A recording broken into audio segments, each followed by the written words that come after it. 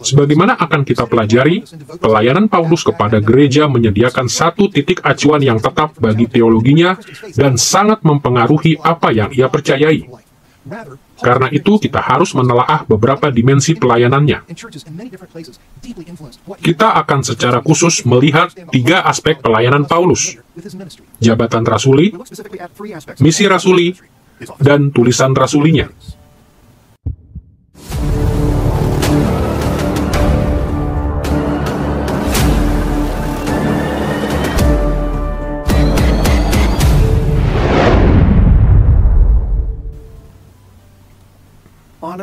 Setidaknya pada 20 kesempatan, Paulus menyebut dirinya sebagai seorang rasul dan kerap dengan kualifikasi bahwa ia adalah seorang rasul Yesus Kristus.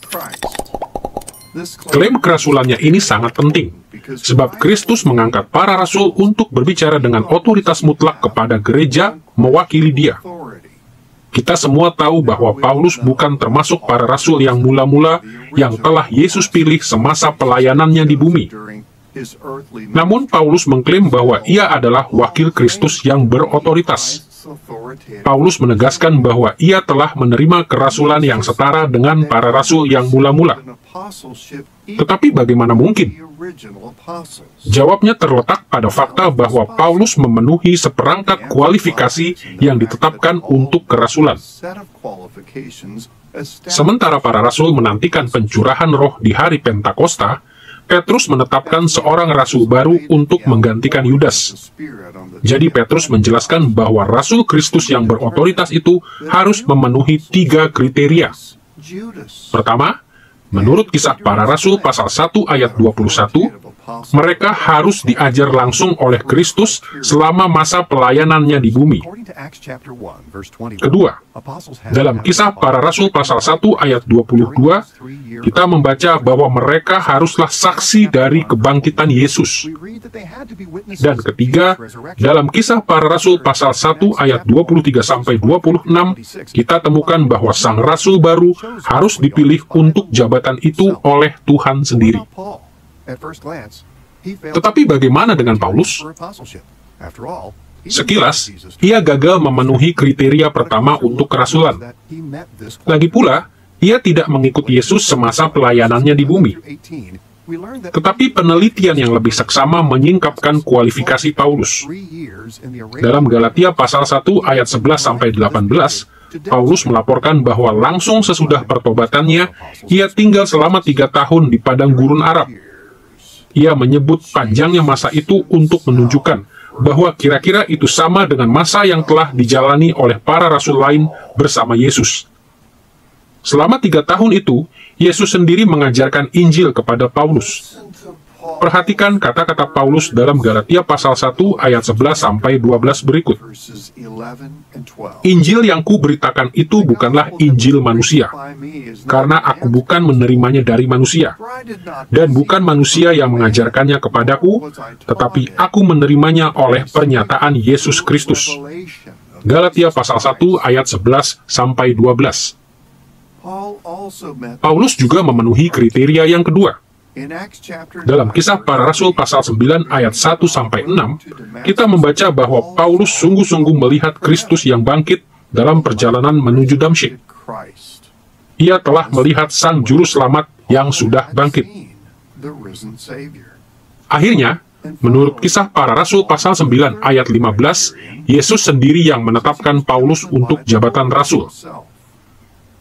Orang ini adalah alat pilihan bagiku untuk memberitakan namaku kepada bangsa-bangsa lain, serta raja-raja dan orang-orang Israel. Kisah Para Rasul pasal 9 ayat 15. Dan sekiranya ada keraguan tentang keabsahan kerasulan Paulus, Galatia pasal 2 ayat 7-8 memberitahu kita bahwa para rasul yang mula-mula mengokohkan panggilan dan kerasulannya.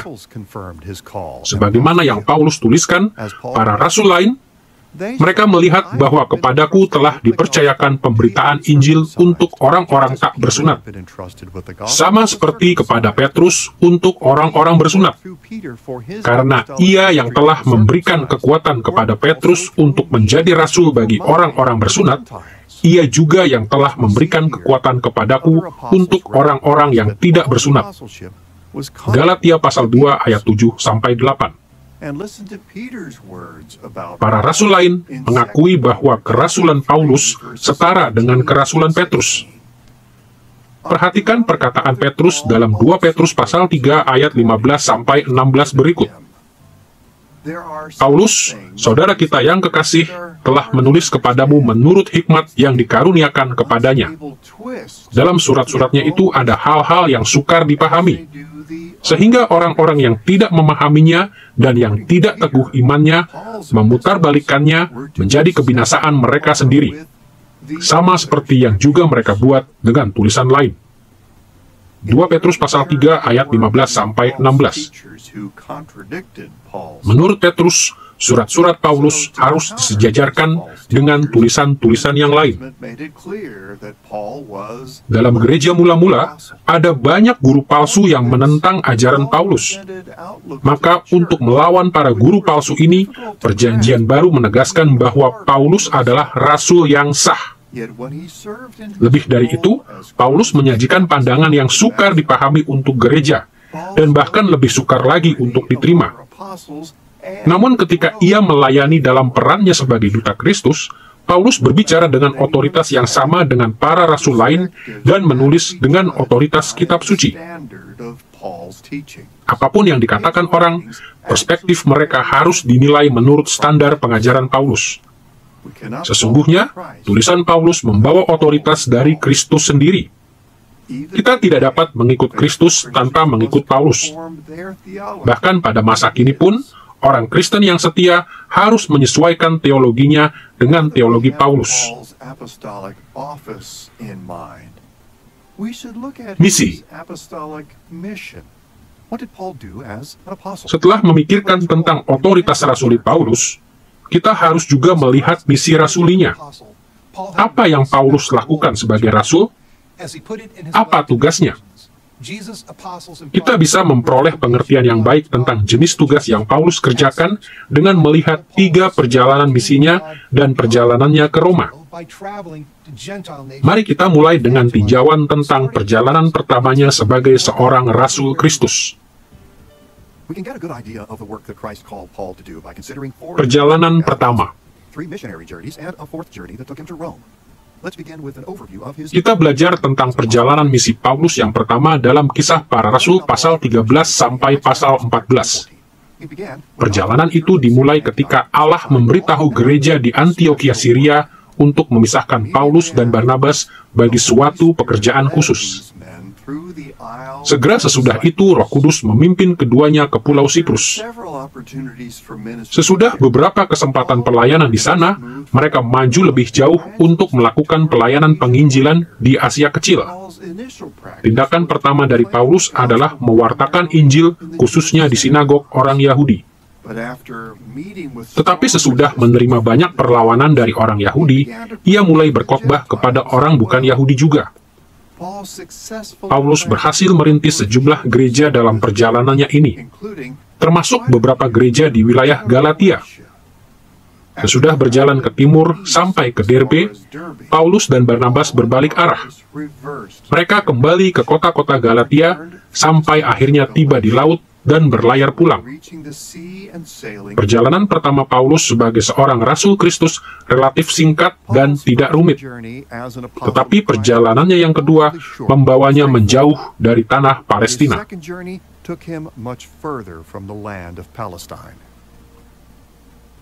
Perjalanan kedua. Perjalanan misi Paulus yang kedua terlihat dalam catatan Kisah Para Rasul pasal 15 ayat 36 sampai pasal 18 ayat 22. Ekspedisi ini dimulai ketika para rasul dan para pemimpin gereja di Yerusalem memilih Paulus dan Barnabas untuk menyampaikan surat kepada gereja-gereja di Antiokhia, Syria, Kilikia, dan Galatia yang menjelaskan bahwa para petobat bukan Yahudi tidak perlu disunat atau memelihara hukum Musa untuk mendapatkan keselamatan. Persis sebelum perjalanan itu dimulai, Paulus mengalami perselisihan dengan Barnabas, sehingga mereka berpisah dan Paulus membentuk tim baru dengan Silas.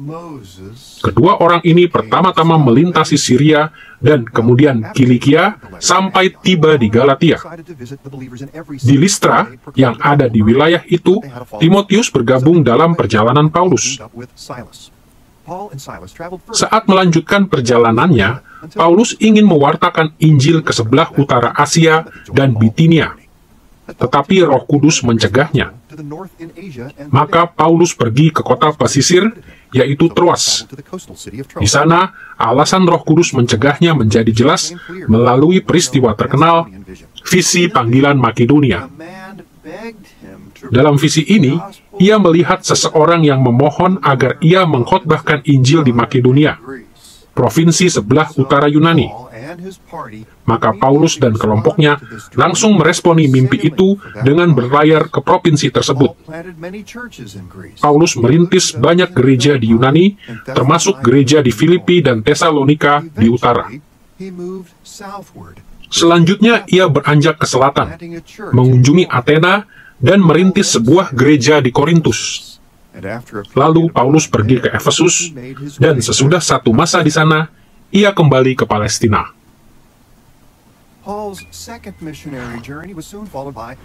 Perjalanan ketiga.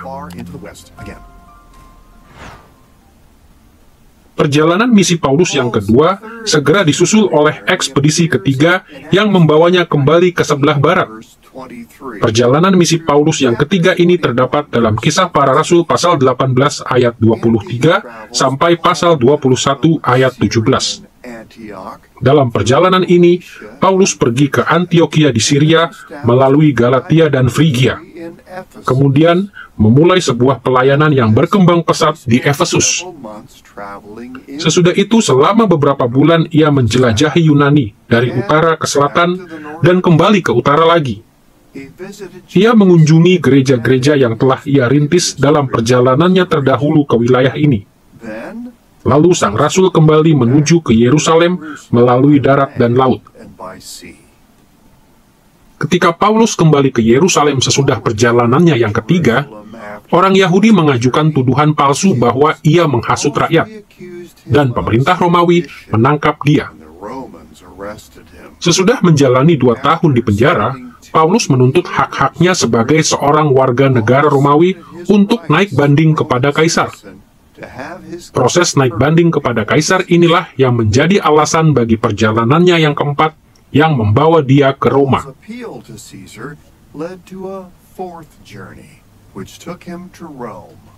Perjalanan keempat. Catatan tentang perjalanan ini terdapat dalam Kisah Para Rasul pasal 27 sampai pasal 28. Paulus menempuh sebagian besar perjalanan ini dengan kapal. Saat berada di antara Kreta dan Pulau Malta, badai dahsyat meluluh lantakkan kapal yang mengangkut Paulus dan sejumlah tahanan lain. Para awak kapal, para penjaga, Paulus dan kawan-kawan seperjalanannya menderita karam kapal dan terdampar di Pulau Malta selama 3 bulan sebelum mereka bisa melanjutkan perjalanan ke Roma. Di Roma, Paulus menjadi tahanan rumah dari tahun 60 sampai 62 Masehi. Ia dapat melayani dengan bebas selama masa ini. Menurut tradisi, Paulus dibebaskan oleh Nero dan kemudian ia pergi ke Spanyol untuk mewartakan Injil. Beberapa bukti dari surat untuk Timotius dan Titus juga menunjukkan bahwa ia pergi ke arah timur untuk mendirikan dan menguatkan gereja-gereja yang ada di sana. Tetapi mungkin pada sekitar tahun 65 Masehi atau tidak lama kemudian, Nero kembali menyuruh menangkap Paulus, dan akhirnya ia menghukum mati sang rasul. Pandangan sekilas ke wilayah di antara Yerusalem dan Roma menyingkapkan bahwa Paulus telah mengunjungi banyak tempat, menjalin hubungan dengan ribuan orang di lebih dari 25 kota. Apa yang perlu kita pelajari dari kenyataan bahwa ia sanggup melakukan perjalanan seluas itu? Apa yang disampaikan oleh hal-hal ini tentang intisari teologi Paulus? Sudah pasti ada banyak hal yang dapat kita pelajari tentang teologi Paulus dari perjalanan-perjalanan misinya itu. Tetapi satu hal yang paling penting yang kita pelajari ialah bahwa teologi Paulus tidak mengizinkannya untuk menjadi seorang teolog teoritis semata. Pastilah Paulus sangat terdidik dan sangat cerdas. Tetapi teologi Paulus menjadikannya memiliki kehidupan yang berkorban dan melayani. Jadi, sambil kita menilik intisari teologi Paulus, kita tidak boleh berhenti pada seperangkat ide atau kepercayaan yang diceraikan dari kehidupan praktis. Kita harus mencari sesuatu yang radikal dan mengubah hidup. Apabila kita mengerti teologi Paulus dengan tepat, itu akan mengilhami dan memimpin hidup kita. Sebagaimana Paulus telah dipimpin untuk menjalani kehidupan pelayanan yang radikal untuk Kristus, gereja, dan dunia. Kini kita siap untuk beralih kepada aspek ketiga dari pelayanannya. Tulisan rasulinya atau surat-surat kiriman perjanjian baru.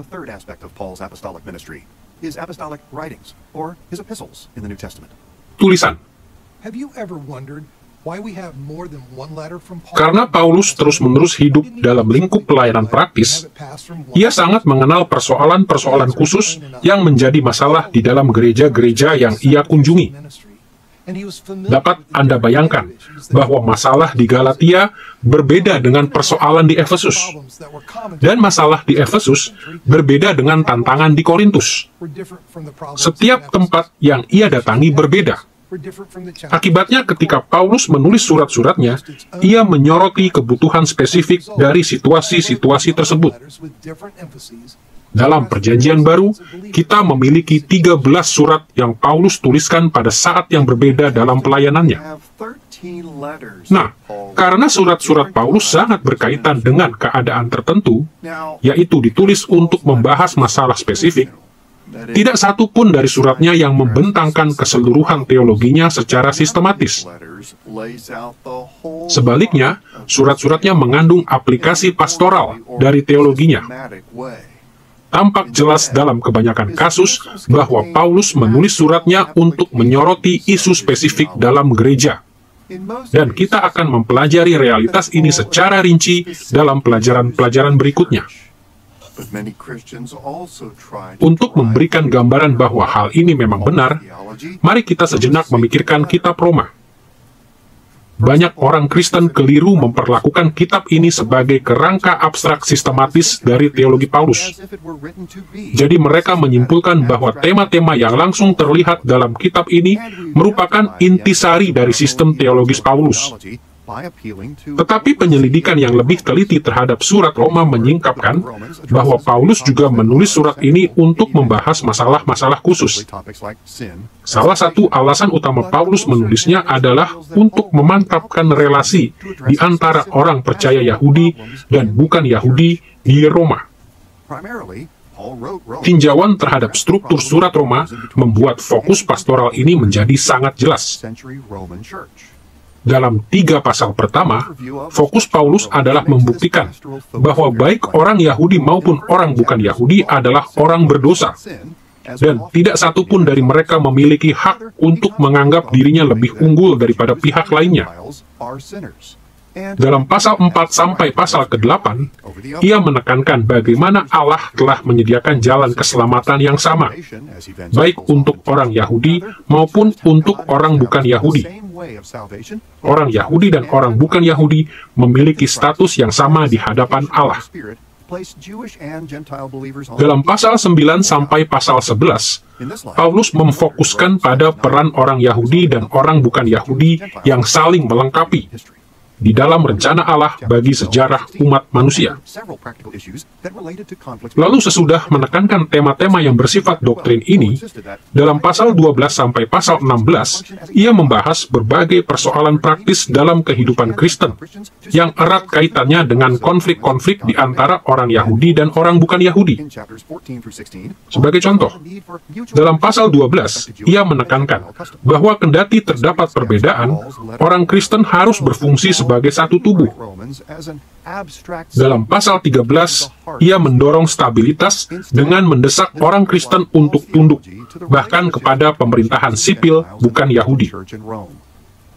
Dan dalam pasal 14 sampai pasal 16, sebelum menutup suratnya, Paulus berfokus pada kebutuhan untuk saling memahami di antara orang Yahudi dengan orang bukan Yahudi dalam hal kebiasaan Yahudi dan bukan Yahudi. Sketsa ringkas dari surat Paulus untuk jemaat di Roma ini memperlihatkan bahwa Paulus tidak bermaksud untuk menjadikan surat ini sebagai pernyataan abstrak tentang kepercayaan-kepercayaannya. Sebaliknya, kitab ini terutama menjawab isu pastoral tentang relasi di antara orang Yahudi dan orang bukan Yahudi dalam gereja Kristen. Surat Roma adalah sebuah aplikasi dari teologi Paulus untuk beberapa kebutuhan yang sangat spesifik. Kita memang boleh percaya bahwa Paulus memiliki seperangkat kepercayaan teologis yang baku dan logis, atau yang bisa kita sebut sebagai teologi sistematika. Tetapi sistem teologi Paulus tetap tidak tertulis, meskipun hal itu mendasari surat-suratnya. Sejauh yang kita ketahui, sistem teologi Paulus tidak pernah sepenuhnya dituangkan dalam bentuk tulisan. Meski demikian, kita dapat merekonstruksi sebagian besar dari sistem tersebut berdasarkan surat-surat yang memang ia tulis. Untuk merekonstruksi sistem teologi Paulus yang seharusnya menjadi perhatian utama kita, bukanlah topik-topik yang paling sering ia bahas. Alasannya adalah karena ia kebanyakan memakai waktunya untuk menulis tentang hal-hal yang mendapatkan perhatian khusus dari gereja pada zamannya. Sebaliknya, kita harus bertanya, prinsip-prinsip apakah yang mendukung hal-hal spesifik yang ia tuliskan? Apa pola kepercayaan yang terpadu yang paling menjelaskan ajaran spesifiknya? Doktrin apa yang menghubungkan berbagai hal yang ia tuliskan kepada gereja-gereja yang berbeda? Dengan menjawab pertanyaan-pertanyaan semacam ini, kita akan sanggup merekonstruksi teologi Paulus. Dan kita akan mengerti dengan lebih jelas bagaimana surat-surat Paulus dimaksudkan untuk membimbing gereja abad pertama, dan bagaimana surat-surat itu harus membimbing kita pada masa kini. Dengan memiliki beberapa perspektif dasar tentang latar belakang dari pelayanan Paulus, kita siap untuk melihat langsung perspektif teologis Paulus.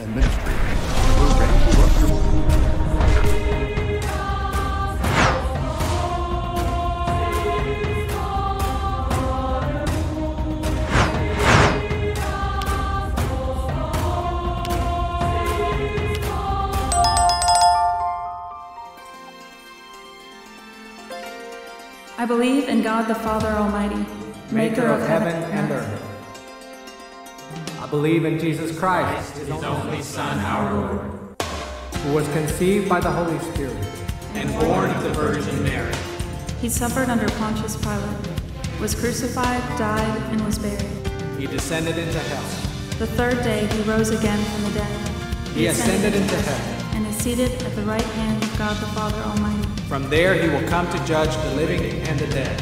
I believe in the Holy Spirit, The Holy Catholic Church, the communion of saints, the forgiveness of sins, the resurrection of the body, and the life everlasting. Amen.